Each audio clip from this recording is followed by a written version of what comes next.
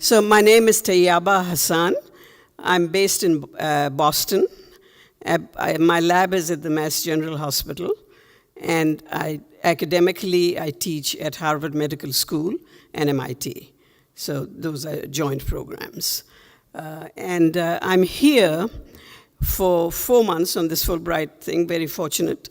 And my host is Professor Luis Arnau, who actually drove all the way from Coimbra to join us today.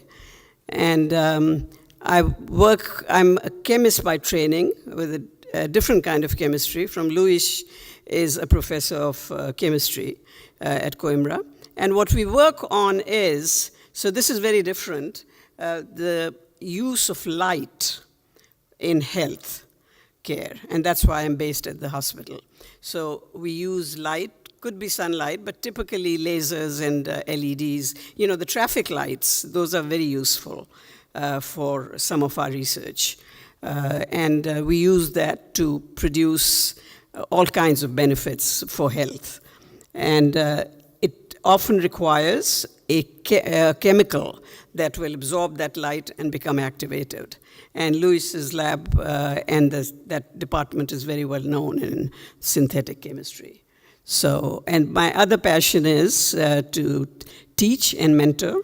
And I was very fortunate to have gotten the presidential award with the last president to for the STEM training. And that was very gratifying. So those are some of basically, that's what I'm going to do here. I'm going to lecture. I'm going to talk to the public, talk about a technology, and do some research with the compounds that they've produced. I will say, having heard these other talks, that Boston is quite different from LA. So while LA is very big, and we had an annual meeting in LA, and the dinosaurs are supposed to have lived in LA. And there are these tar pits where there would be dinosaurs. So we spent a lot of money from our conference to go to LA, to the tar pits, because that's what you do. And they have no public transportation. They had the best public transportation, but then General Motors bought it and dismantled it, so now you have to drive. So we hired a cab and spent a lot of money. And the poor academics spent money, and we took a cab to the tar pits, and hoping to see an arm of a dinosaur or a leg or something, at least a toe. And what we saw was, have you been to the tar pits? Okay. The museum is better because it has the past. What we saw was old beer cans thrown into the tar pits. That's all. It was trash and beer cans. So, but yeah, LA must be a very nice place, but I have not been able to handle it myself. And that sunset is beautiful because of the pollution. That red color, we work with light. So the red color of the sunset, if you see that, you know the place is polluted. It should be orange. The color should be orange. So Boston is a very small town. The thing it boasts of is about 200 colleges, 21 universities.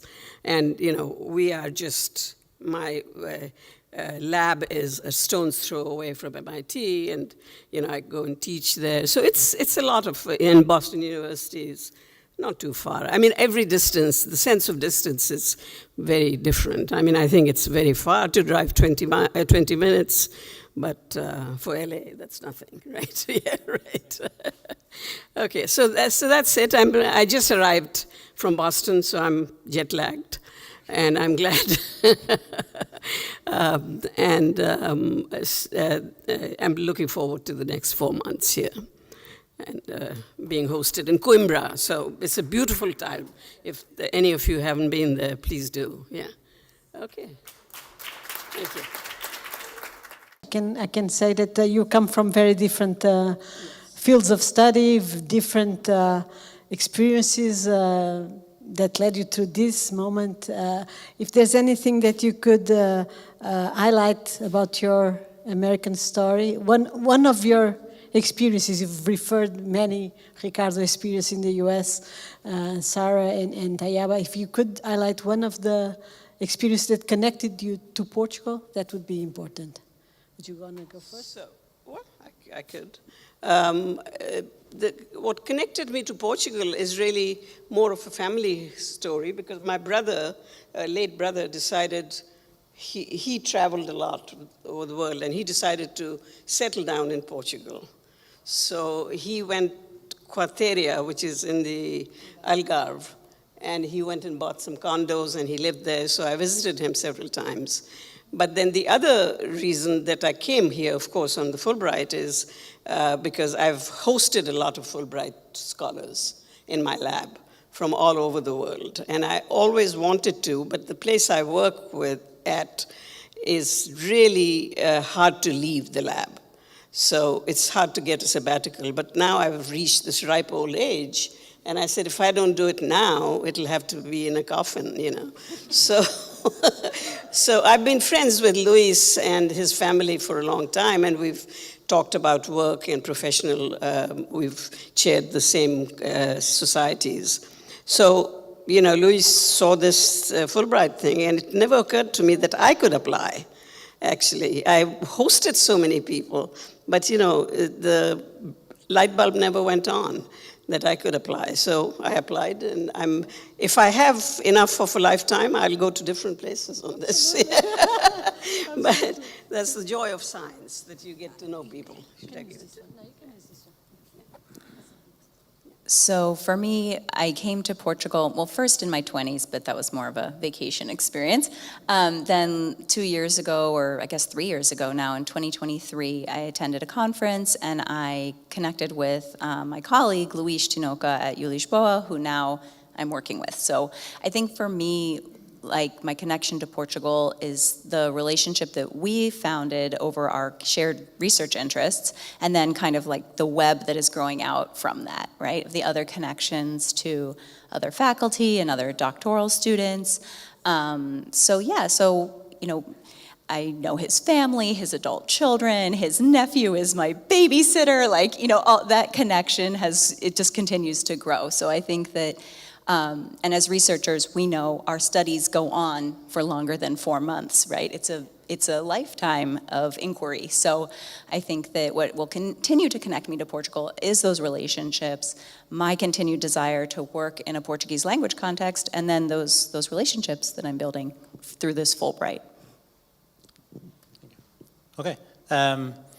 There's some connection points with what you said, because this colleague in which lab I was doing my sabbatical for 6 months, we've known each other for 27 years now. I know, I was a baby then.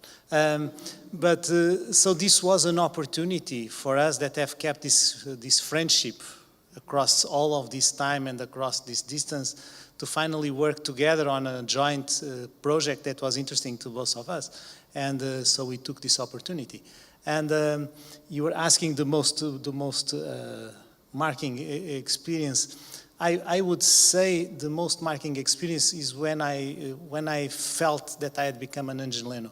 And this was in one of those food trucks, because there is this guy that I got to know with some closeness, which is Ernesto. He and his wife, they set up tent at the intersection of freeways in Altadena every evening, and they sell burritos and tacos the whole night long. And it became my favorite spot to go, because I could go there at night at any time. He would still always be there with his wife, with a lot of multicultural clients. And you would be there at night on the sidewalk, just eating, just waiting, just talking with other people. And it was really, really how I finally felt immersed in the society that actually lives in Los Angeles, that is very, very multicultural.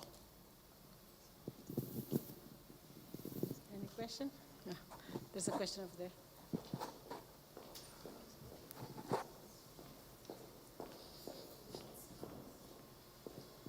I just would like to ask Sarah how to motivate and induce the kids to get to engineering.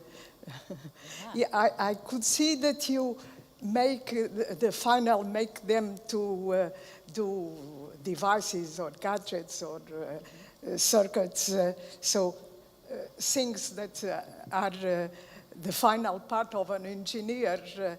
But how to motivate them and understanding that the fundamentals and the physics and the mathematics are crucial to get to the engineering field. Yeah. Yes? Does this work? Okay, yes.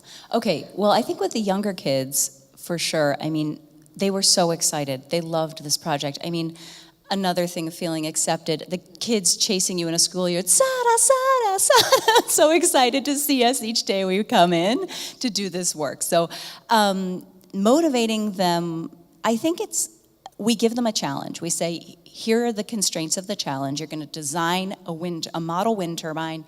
Here are the constraints, go. And we let them be creative. And so we don't introduce the science concepts related to like aerodynamics and lift and things like that, and even how the generator works, until they're already interested, right? They're curious, they're excited. They built some models that work, some that don't work as well. And so now there's a lot of interest. How do I make this better? How do I improve this? Well, in order to improve it, we need to apply some science concepts, right? So for me, the way to motivate kids is to give them a challenge that they can be successful in, and to let them have that curiosity and joy and experience of building first, and then you bring in the science concepts, you bring in the math when it's needed, if that makes sense. Rather than creating an environment where the math knowledge and the science conceptual knowledge are a precursor. We never do that. It's always, here's a hands-on challenge that you can start to explore, and then we bring in the other concepts as they're useful. Challenging. Yeah. Thanks. Yeah.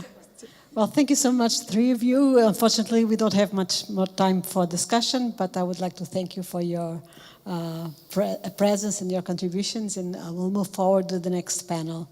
Thank you so much. It is a great pleasure for me to